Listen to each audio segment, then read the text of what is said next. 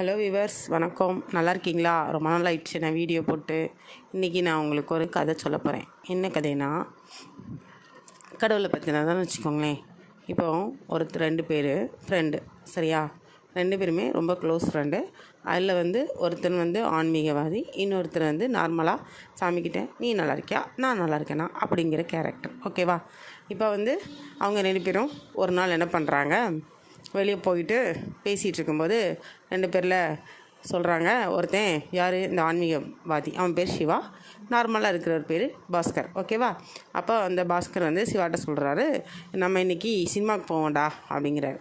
அதுக்கு சிவா சொல்கிறோம், இல்லை இன்றைக்கி கோவிலில் ஒரு சொற்பொழிவு கச்சேரி இருக்குது, நான் அந்த கச்சேரிக்கு போகணும், எனக்கு படத்தை விட சாமி தாண்டா முக்கியம், நீ வரையாடா, சாமி கச்சேரி கேளுடா, அப்போது உனக்கு நல்ல புத்தி வரும்டா அப்படிங்கிறாப்புல. உடனே இவர் பாஸ்கர் வேணாம்ப்பா, நீ என் சாமி வச்சுக்கோ, நான் படத்துக்கே போகிறேன் அப்படின்னு சொல்லிட்டு அவர் படத்துக்கு போயிட்டார். இவன் கச்சேரி கேட்க போகிறான். கச்சேரியில் சிவாவோட மனசு எங்கே இருக்குது, பாஸ்கர் பார்க்குற படத்துலையே இருக்குது.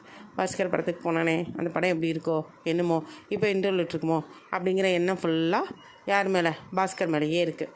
இவன் பாஸ்கர் இன்றைக்கி இப்போ கச்சேரி எப்போ முடியுது, நம்ம கேட்கலையே, சாமியை பற்றி என்ன சொல்லியிருப்பாங்களோ, இவன் எப்போ பார்த்தாலும் சாமி நினச்சிட்ருக்கான். இவன் மனசில் அப்படியே ஓடிட்டு 2 பேரும் கொஞ்ச நாள் வாழ்ந்துட்டு அப்புறம் இறந்து போயிடுறாங்க. இறந்து போனோடனே பாஸ்கர் சொர்க்கத்துக்கு போகிறார், சிவா நரகத்துக்கு போகிறார். என்ன, நான் ஆன்மீகவாதி, கோயில் குளம்லாம் போவேன், அவன் தானே இப்படிலாம் யதார்த்தமாக வாழ்ந்துட்டு இருந்தான், அவனுக்கு என்னடா சொர்க்கம்னு சொல்லி கேட்குறான் டவுட்டில். அப்போ யமதர்மாவச்சா சித்திரகுப்தனை கூப்பிட்டு கணக்கை வாசிக்க சொல்கிறாரு. நீ கோவிலுக்கு போனாலும் பாஸ்கர் எப்போல்லாம் எங்கே பீச் போகிறானா, சினிமாக்கு போகிறானா, நான் என்ன சொல்லிட்டு போகிறானோ அந்த சிந்தனை ஏதோ உன் மனசில் ஓடிச்சு. நீ மனசார சாமியை கும்பிடலை, ஆனால் அவன் எங்கே போனாலும் உன்னையே நினச்சிக்கிட்டு நீ என்ன பண்ணிகிட்ருக்கேன்னு கோவிலை பற்றி அவன் நினச்சிட்டு இருந்தான். இதுதான் மாற்றம். நீங்கள் உடம்பால் கோவிலுக்கு போனாலும் மனசால் சாமிக்கிட்ட நீங்கள் நெருங்கணும். நிறைய பேர் அப்படி தான் பண்ணுறீங்க. செருப்பை வாசலில் விட்டுட்டு, ஐயோ செருப்பு இருக்குமோ தொலைஞ்சிருமோ என்னமோ தெரியலையே சாமி அவசர அவசரமாக கும்பிட்டுட்டு ஓடுறது. அப்படியெல்லாம் இல்லாமல் எந்தவித கவலையும் படாமல் சாமிக்கிட்ட போனோமா, சாமியை பற்றி 2 பாட்டு மனசுக்குள்ள 2 உங்களுக்கு தெரிஞ்ச ஸ்லோகங்கள் சொன்னோமா, நிம்மதியாக சாமி கும்பிட்டோமா, கூட்டத்தில் நின்னாலும் நிதானமாக நின்று சாமி கும்பிட்டுட்டு வாங்க.